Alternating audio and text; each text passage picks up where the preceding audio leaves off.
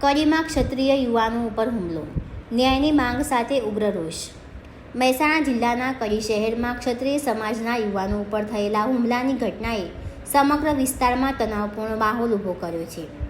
આ ઘટનાને લઈને સમાજમાં ભારે રોષ જોવા મળી રહ્યો છે। થોડા દિવસ પહેલાં બનેલી આ ઘટનામાં કેટલાક યુવાનો ઉપર હુમલો કરવામાં આવ્યો હતો, જેના પગલે ક્ષત્રિય સમાજમાં અસંતોષ ફેલાયો છે। પીડિતોના પરિવાર અને સમાજના આગેવાનોનો આક્ષેપ છે કે પોલીસ દ્વારા ઘટનામાં યોગ્ય અને ઝડપી કાર્યવાહી કરવામાં આવી નથી, જેના કારણે આરોપીઓ સામે કડક પગલાં લેવામાં મોડું થયું છે। આ મુદ્દે આજે ક્ષત્રિય સમાજના આગેવાનો અને યુવાનો મોટી સંખ્યામાં કડી ખાતે ભેગા થયા હતા અને પોલીસ તેમજ તંત્ર સામે રોષ વ્યક્ત કર્યો હતો। તેમને આવેદનપત્ર પાઠવીને આરોપીઓની તાત્કાલિક ધરપકડ, કડક કાયદેસરની કાર્યવાહી અને પીડિતોને ન્યાય આપવાની માંગ કરી હતી। સાથે સમાજના આગેવાનો દ્વારા ચેતવણી આપવામાં આવી છે કે સમયસર ન્યાય નહીં મળે તો આગામી સમયમાં વધુ ઉગ્ર આંદોલન કરવામાં આવશે। કલેક્ટર કચેરી ખાતે સમગ્ર મહેસાણા જિલ્લા અને અમદાવાદ જિલ્લાના ક્ષત્રિય સમાજના તમામે તમામ સૌ આગેવાનો કલેક્ટરશ્રીને આવેદનપત્ર આપવા માટે આવ્યા હતા। આજથી 25 દિવસ પહેલા કડી મુકામે જે બનાવ બન્યો અને મનીષભાઈના દીકરા યુવરાજને જે ઢોળ માર મારવામાં આવ્યો, એ કૃત્ય તમે કદાચ કેમેરામાં જુઓ તો આપણે જોઈ પણ ના શકીએ। એના શરીરની અંદર 40 ફ્રેક્ચરો કરવામાં આવે છે, છતાંય આ મહેસાણાની પોલીસ એ સાચી તપાસની દિશા તરફ જતી નથી।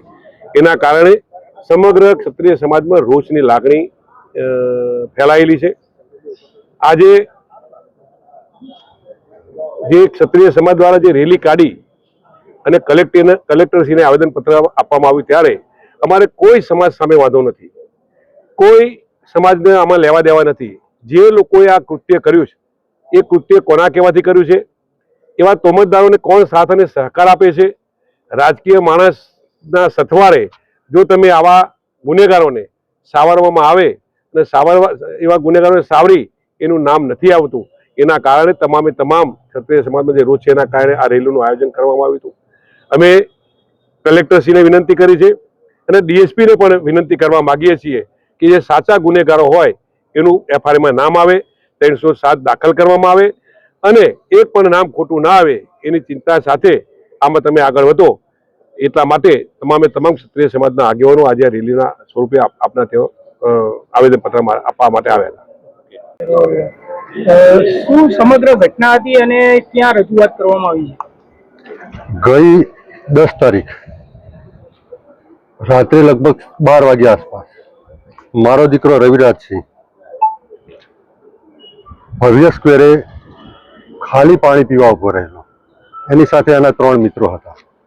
એ દરમિયાન 5 ગાડીઓની અંદર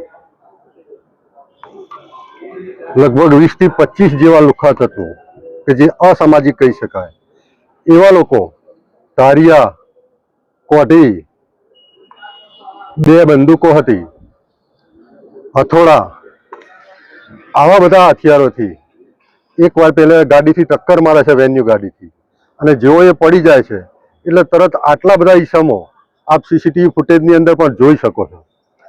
એટલો બધો ઢોર મારવામાં આવ્યો છે કે મારે એને ઝાયડસ હોસ્પિટલની અંદર દાખલ કરવો પડ્યો।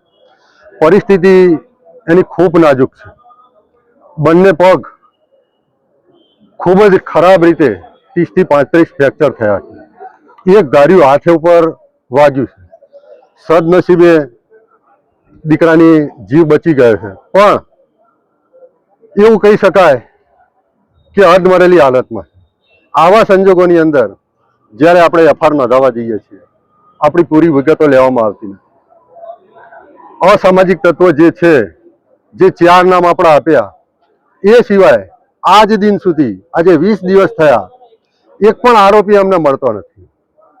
5 ગાડીઓ છે, 5 ગાડીઓની એક પણ ગાડીને એમને ભાડ નથી મળતી। કડીની અંદર તમે જાઓ તો નિરીક્ષણ કરજો, આ કોમ્પ્લેક્સની અંદર આજુબાજુ 200 કેમેરા છે। કડી સિટીની અંદર ઓછામાં ઓછા 2000 સીસીટીવી કેમેરા છે, છતાં પણ જો આપણને આરોપી ના મળતા હોય, લુખ્ખા તત્વો, અસામાજિક તત્વો ના મળતા હોય તો આપણે શું કહી શકાય? લોકશાહીને ઢબે આજે અમારે આવેદનપત્ર આપવું પડે ન્યાય માટે.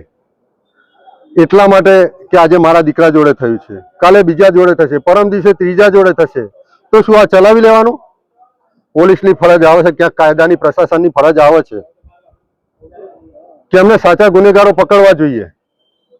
આવી રીતે ને આવી રીતે 20 દિવસ થયા, કદાચ મહિનો થશે, 2 મહિના થશે, આરોપીઓ નહીં પકડાય, કાલે કોઈ બીજા દીકરાને કરશે, તો શું બીજો સમાજ ફરીવાર એને પણ આવા આંદોલનો કરવા પડશે?